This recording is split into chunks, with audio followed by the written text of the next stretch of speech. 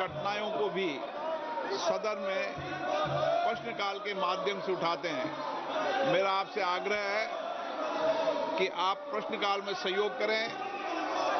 आप जिस विषय पर भी चर्चा करना चाहते हैं, नियमों के तहत उस विषय पर चर्चा की अनुमति दी जाएगी।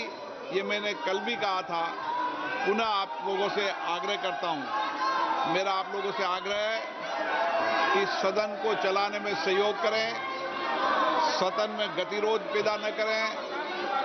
सदन संवाद, चर्चा, सहमति असहमति, चिंताओं और मुद्दों को उठाने वाला सदन होता है।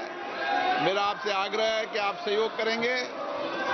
सदन नहीं चलाना चाहते, सदन की कार्रवाई आज 12 बजे तक के लिए स्थगित की जाती है।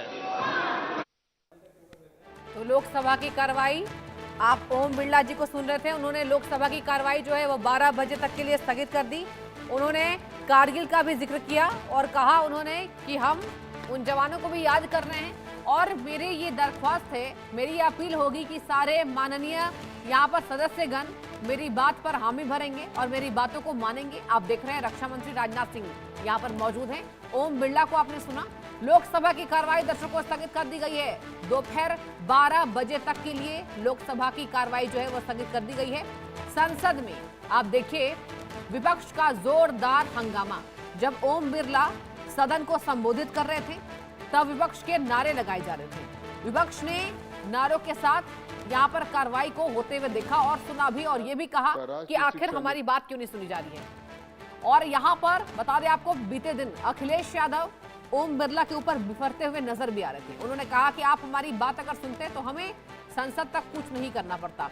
लेकिन अब लोकसभा की कार्रवाई स्थगित कर दी। समितियों पर सरकार द्वारा की गई कार्रवाई संबंधी 380वां प्रतिवेदन तथा शिक्षा मंत्रालय के उच्चतर शिक्षा विभाग की अनुदान मांगे 2025-26 के संबंध में 364वें प्रतिवेदन में अंतर्विष्ट सिफारिशें समितियों पर सरकार द्वारा की गई कार्रवाई संबंधी 381वां प्रतिवेदन। ये प्रतिवेदन 16 जून 2026 को राज्यसभा के माननीय सभापति को तो प्रस्तुत किए गए थे जब संसद का सत्र नहीं चल रहा था, और उसी दिन उन्हें लोकसभा के माननीय अध्यक्ष को अग्रेसित कर दिया गया था। राज्यसभा के माननीय सभापति ने इन प्रतिवेदनों को प्रकाशित और परिचालित करने के आदेश दिए। धन्यवाद। Statements of the public accounts committee, श्रीमान अखिलेश प्रसाद सिंह जी।